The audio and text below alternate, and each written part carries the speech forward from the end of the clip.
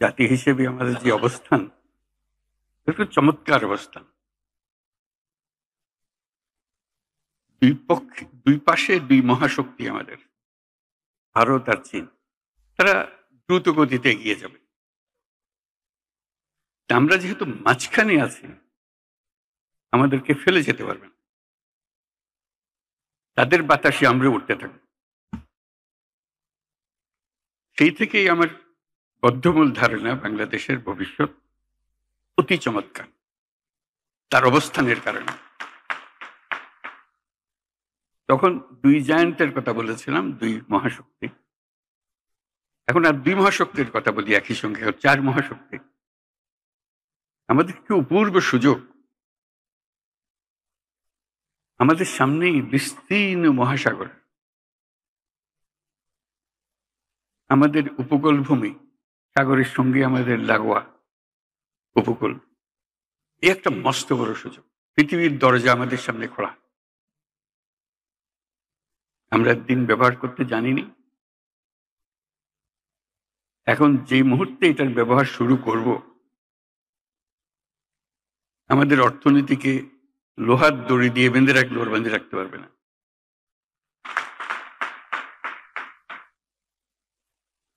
এবং আমাদের উত্তরে হলো সে বিখ্যাত হিমালয় পর্বতমালা, যেখানে জমে আছে আমাদের যাবতীয় শক্তি, হাইড্রো পাওয়ার।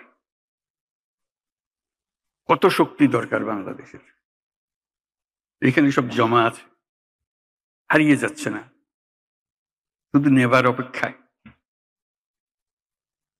শুধু প্রতিবেশী দেশের সঙ্গে একটা সম্পর্ক করা, যাতে করে আমরা এই 40 মাইল বা যে দূরত্বটুকু দুই দেশের মধ্যে আছে, নেপাল আর বাংলাদেশের মধ্যে, ওটুকু অতিক্রম করা। আর কিচ্ছু না। ওরা এক পায়ে খাড়া, নেপাল বারে বারে বলছে আমাদের এটা নিয়ে যাও। আমরা এক পায়ে খাড়া নেবার জন্য মাঝখানে ওইটুকু পথ অতিক্রম করার সুযোগ আমাদের এখন দেওয়া হচ্ছে না। আশা করি তাদেরই কারণে, তাদের অর্থনৈতিক কারণে সেটা আমাদেরকে দেবে। এটা সবার মঙ্গলের জন্য, কারো একজনের উপকার একজনের অপকার এরকম কিছু না।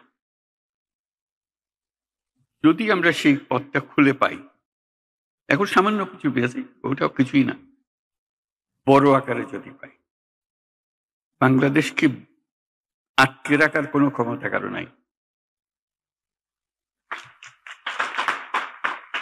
আমরা মহা সৌভাগ্যবান এক জাতি, তার অবস্থানের কারণে। সেই জাতির দুঃখ কেন থাকবে আমি বুঝতে পারি না। এটা আমাদের কপালের দোষ, নাকি আমাদের চরিত্রের দোষ, না আমাদের চিন্তার দোষ? যদি হয়ে থাকে, সেগুলো থেকে আমরা মুক্ত হই। আমরা তো তড়িৎ গতিতে এগিয়ে যেতে চাই। এটা একটা মহাশক্তিধর অর্থনীতি তৈরি হবে। আজকে কুমিরা থেকে টেকনাফ পর্যন্ত যে উপকূল ভূমি, সেখানে যদি কাতারে কাতারে সব নৌবন্দর স্থাপন হয়, মাতার বাড়ির গভীর সমুদ্র বন্দর পর্যন্ত যদি আমরা দুনিয়ার সব জাহাজকে আশ্রয় দিতে পারি, তাদের কাজ করার জন্য সুযোগ সুবিধা দিতে পারি, আমাদেরকে আটকাবে কে?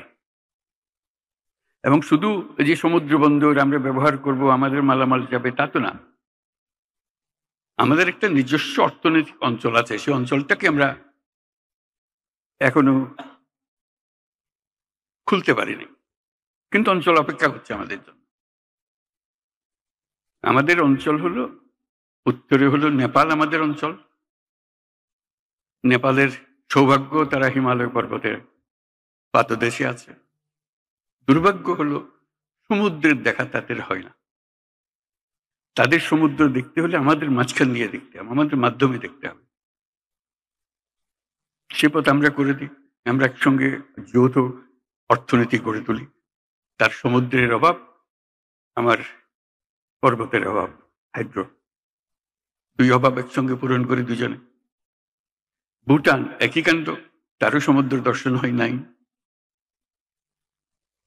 তাকে সমুদ্রে আসতে হলে আমার পথ দিয়ে আসতে হবে, আমরা তাকে স্বাগত জানাই। তেমনি ভারতের পূর্বাঞ্চল একই অবস্থা, নেপালের যে অবস্থা, ভুটানের যে অবস্থা, নেপাল ভারতের সেভেন সিস্টারের একই অবস্থা।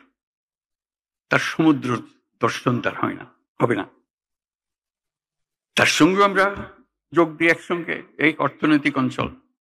আমাদের যে সমুদ্র বন্দর, তাদের মাল আনা নেওয়া করবে, আমাদের মাল আনা নেওয়া করবে, তাদের কাছে যাবে, তাদের অর্থনীতি আমাদের অর্থনীতি একসঙ্গে জাগবে। তারাও খুব কষ্টের অবস্থায় আছে, তারা খুব ভালো অবস্থায় নেই। তারা এই সুযোগ পেলে তারাও আনন্দিত, তাদের ব্যবসা আমাদের ব্যবসা রমরমা ব্যবসা হবে, একসঙ্গে ব্যবসা হবে। এগুলো বললাম এই জন্য আমরা ভবিষ্যৎ সম্বন্ধে অনেকটা হতাশায় ভুগি। হতাশার তো কারণ নাই, এটা আনন্দের বিষয়। আমাদের যে অবস্থান, যে সুযোগ সুবিধা, শুধু সেগুলোকে আহরণ করা, কাজে লাগানো। প্রক্রিয়া শুরু হয়েছে, এই প্রক্রিয়াকে জোরদার করা, যাতে করে আমরা এই অর্থনৈতিক অঞ্চল গড়ে তুলতে পারি। মালামাল সোজা চলে যাবে নেপালে, সোজা চলে যাবে ভুটানে, সোজা চলে যাবে সেভেন সিস্টার্সে। তাদের মালামাল আমাদের মাঝখান দিয়ে, আমাদের ব্যবসা তাদের ওখানে যাবে, তাদের ব্যবসা আমাদের এখানে আসবে। সেটাই হলো অর্থনীতি।